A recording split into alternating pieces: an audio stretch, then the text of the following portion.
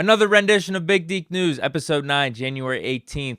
Sorry I had to take yesterday off for the news due to what happened on Sunday night. I hope you guys all understand. And before you guys turn this video off or click on something else, it's still me. It's still Deke. Just no mustache. I said I was going to keep the mustache going for the Steelers season. It's still me. I mean, I'm still here. It's still Deke.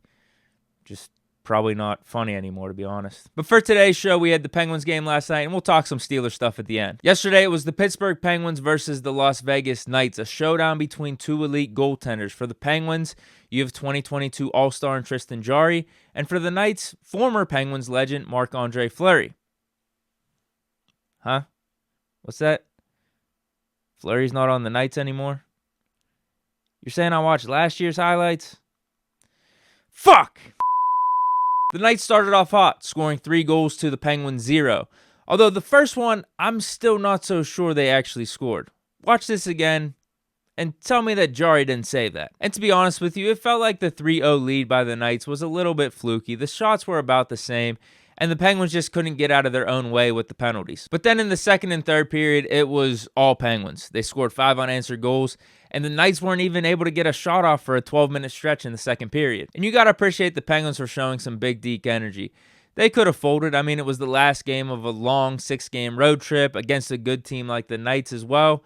But no, they sat back and said, we have class, unlike EA Sports. Some final notes on yesterday's game. Malkin continues to impress. Zucker scored 2 goals in his first game back, and Crosby ended his no-goal streak by scoring 1 on an empty net. And this just in. Breaking news. Jake Guentzel is named to the 2022 All-Star team, joining Tristan Jarry as the 2 Penguins. And this is a no-brainer decision as he scored again last night, hitting 20 goals on the season. Penguins' next game is at home, Thursday, January 20th, against the Ottawa Senators. For the Steelers, I think I just need one more day to start officially reacting to some of the news that's coming out. Tomlin was talking coordinators today. He was also talking Haskins and Mason. You got news that Trey Turner wants to come back. We could talk Deontay Johnson, Juju. The list goes on and on. Instead, we'll just go over some of my bets from Sunday, which were kind of a disaster. I don't know if I'm cold because I'm recording this in my garage or it's just because of these picks. Because it's Steelers money line, that was $30. Steelers winning the Super Bowl, that was $20. Big Ben Super Bowl MVP, that was $5. Frymouth anytime touchdown, $5. The big time parlay where I had Juju scoring a touchdown, Najee hitting the over on the yards, etc., etc., that was $5. So in total, that was $65 down the tubes. But with the Penguins and Pitt winning on Saturday night, that makes up for it a little bit, which gets us to the grand total of our Big Deke bank account, which is this.